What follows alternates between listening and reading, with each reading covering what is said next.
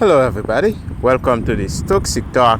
Today's podcast, I'm gonna bring this subject up, and I had this interesting topic I wanted to discuss about: was Satoshi a dictator or was he a savior?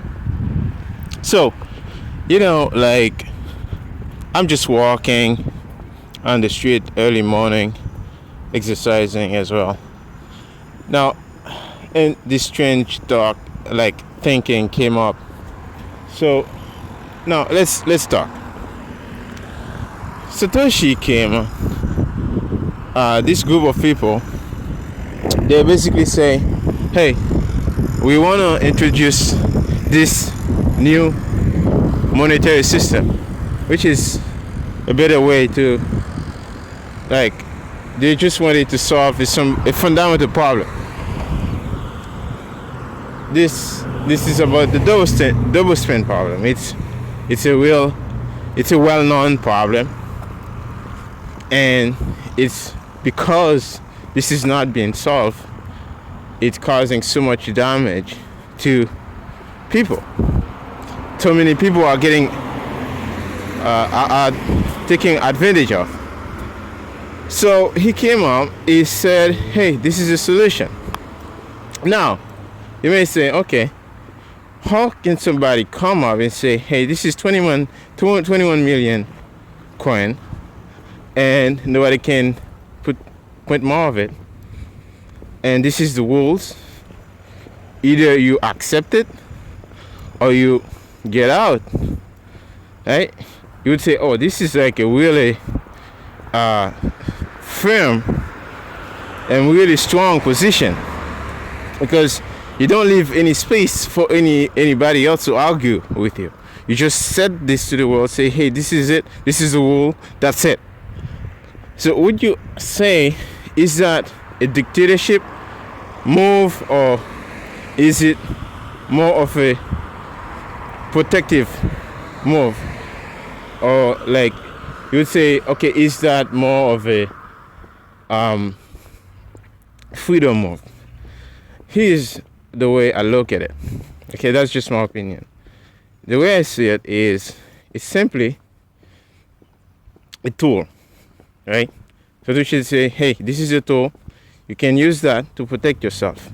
You have a choice. You can take it. You can use it. It is here. You're not forced to use it. You can leave it for others to use it. You see it. Satoshi didn't come up to you and say, "Hey, you should use this money. This is the money you should use, and this is by decree.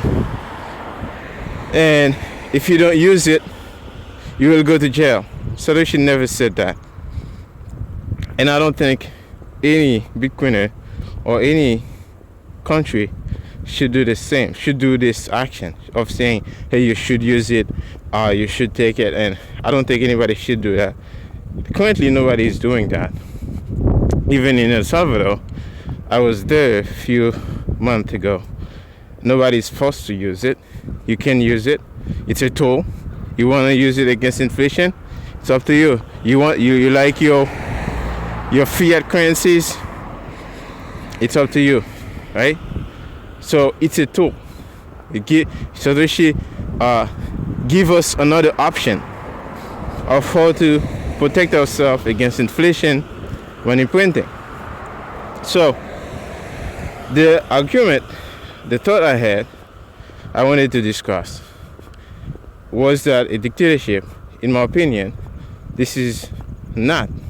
This is more of a liberal movement. I would say, like, it's more of a freedom. I would say, like, when I say liberal, and not in the term of political party, I'm saying in the terms of, like, freedom, libre. Libre in French, that means free. Okay, so this is more of a freedom movement, saying, hey, I have another option. You can still use gold. You can still use, like, all the other things. You can transact within, right? In fact, Lightning will allow you to move stablecoin on top of Bitcoin. Okay, you can even move other type of asset on top of Bitcoin. You see, so this is more of a freedom movement. So instead of like something that's forcing you, nobody's forced anybody to use Bitcoin, and I don't think we should. Right? So, like this morning I decided to walk. Everybody, and my wife is like, "Hey, you're not using the car?" No, I said no. Right? This is my option. You see, the car is a technology.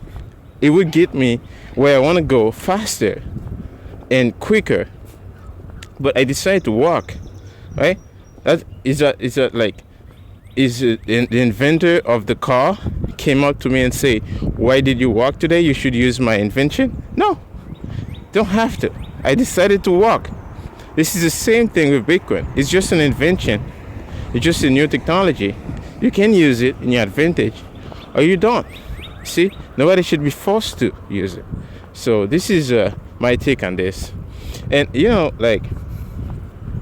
and I'm looking at like other like type of cryptocurrencies, and like you see, I'm sure you have heard of like CBDCs and other type of cryptos gonna come up.